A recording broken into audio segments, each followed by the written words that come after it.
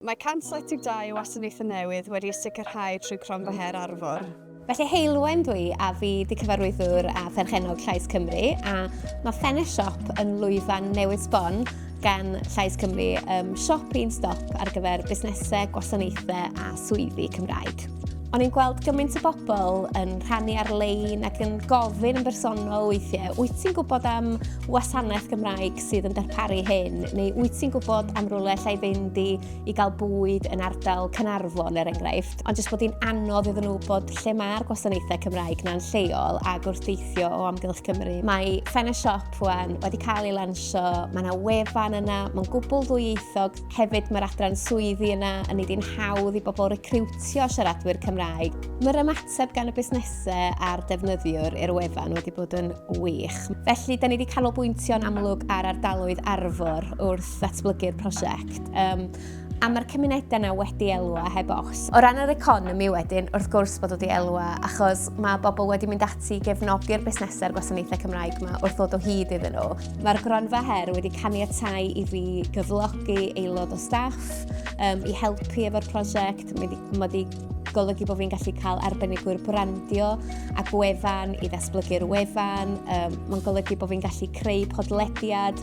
Mae wedi agor ffenestri a drysau yn llythrenol i fi a allai'm diolch digon. A ar wahân i'r ochr ariannol, mae'r gefnogaeth sydd wedi bod gan y tîm hefyd yn ARFOR wedi bod yn absolutely ffantastig. Allai'm canmol y tîm yn Mentera digon. Maen nhw wedi bod yn wych a wedi bod efo fi bob cam o'r ffordd a dwi'n mor ddiolchgar iddyn nhw. Osian Evans fi o gwmni go iawn a wnaethon ni redeg rhaglen taith antur amser ar gros ardaloedd ARFOR. A mae stori antur amser yn biti'r plant yma yn y dyfodol.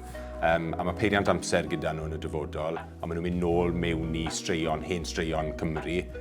Felly oedd yn rhoi llais newydd i'r hen straeon, yr hen cymeriadau yma i ni'n arfer yn nhw, a gweld nhw drwy llyged gwahanol. Felly'r her welon ni ar draws ardal ARFOR i gyd, ond hefyd ar draws Cymru, i fod yn onest, oedd ymgysylltiad plant gyda'i haddysg yn gyffredinol, ond yn benodedig gyda darllen a darllen llyfr Cymraeg. Felly nod y prosiect wedyn ni oedd gweld fel bydden ni'n gallu mynd mewn i'r ysgolion, mynd i gartrefi plant a gweld fel bydden ni'n gallu cael nhw i ymgysylltu gyda darllen yn fwy. Un o'r pethau wnaethon ni edrych ar rhan tynnu elfennau adloniant mewn i'r profiadau oedd technoleg, fel bydden ni'n gallu dod â technoleg gyfeilgar, technoleg modern mewn i'r dosbarth. A oedd yn gret gweld ymateb y plant at y deunydd, cynnwys Cymraeg gwreiddiol, a'r ymateb na o weld rhywbeth o'n nhw ddim yn disgwyl fi'n credu. O'n nhw'n mwynhau'r stori, o'n nhw'n mwynhau'r gweithgareddau, a wedyn ni pan oedd y gêm am y chwaraewr ar y diwedd, oedd pawb, oedd y wows i gyd yn dod mas. Felly oedd yr Cronfa wedi helpu ni yn fawr o ran bydden ni ddim wedi gallu gwneud y rhaglen yma hebddi. Oedd e'n galluogi ni i fynd at bartneriaid, bydden ni ddim wedi gallu siarad â o'n i bai am yr gyllid a'r hyfforddiant a'r gefnogaeth gyfan. Sasha dwi, dwi'n gweithio i Cymru a da ni'n gweithio prosiect i casglu data seferydd i wella system adnabod seferydd Cymraeg. Nathon ni ymgeisio i ateb i'r her diffyg o ddata sydd yn bodoli i wella system adnabod seferydd. So i wella nhw, dyn ni angen ffeilio sain i'r recordiadau neu fideos efo trawsgrifiadau sydd wedi cael eu creu ar llaw i wedyn bwydo i fewn y systemau mwyn y systemau'n gallu dysgu patrymau iaith yn y Gymraeg ac wedyn bydd y systemau yn gallu creu isdeitlau automatig neu prosesu'r iaith i perfformio rhyw fath o gweithred. Peth mwy o bwysig oedd y cystyd, so i creu y data, i creu y trawsgrifiadau, oedden ni angen orio o data a wedyn o trawsgrifiadau. A dau bydd rili defnyddio nhw, un ydy mewn technolegau fel Siri, Alexa, Maxon, ond un arall ydy creu isdeitlau automatig. So prosiect ni neu gweledigaeth ni ddim yn bosib o gwbl heb Cronfa her ARFOR. Oedden ni angen, fel eisiau dweud, y pres i talu trawsgrifwyr, i casglu'r data, a hefyd i creu swydd fi.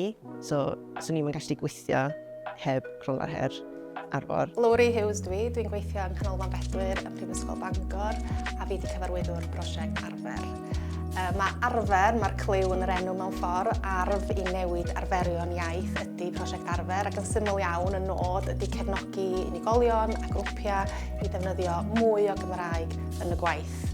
Methodoleg newid ymddygiad ydi o, a mae o'n fframwaith sydd yn cefnogi pobl i ddefnyddio mwy o Gymraeg. Yr her mae prosiect arfer yn mynd i'r afel efo ydy sicrhau bod y Gymraeg yn iaith fyw mewn gweithleoedd. Mae'r prosiect yn mynd i'r afel ar her drwy greu app. Oedden ni'n teimlo bod hi'n bwysig iawn bod ni'n creu cynnyrch dynamic sydd yn manteisio ar bethau fel gamification, sydd yn iadol, sy'n rhan o ffordd o fyw pobl bob dydd mewn ffordd bod y Gymraeg yn rhan o hynny. Ac wrth gwrs mae o'n ffordd hwylus i gasglu data sydd yn bwysig i ni o ran yr ymchwil fel bod ni'n gallu adnabod patrymau defnydd iaith. Mae Cronfa Her Arfor wedi caniatáu i ni fynd am prosiect i'r cam nesaf fel petai. Mae o wedi caniatáu ni ddatblygu cynnyrch newydd a gweithio efo datblygwyr, rondo, a mi fydda hi wedi bod yn anodd i ni allu cael y cyllid i wneud hynny heb gefnogaeth y Cronfa.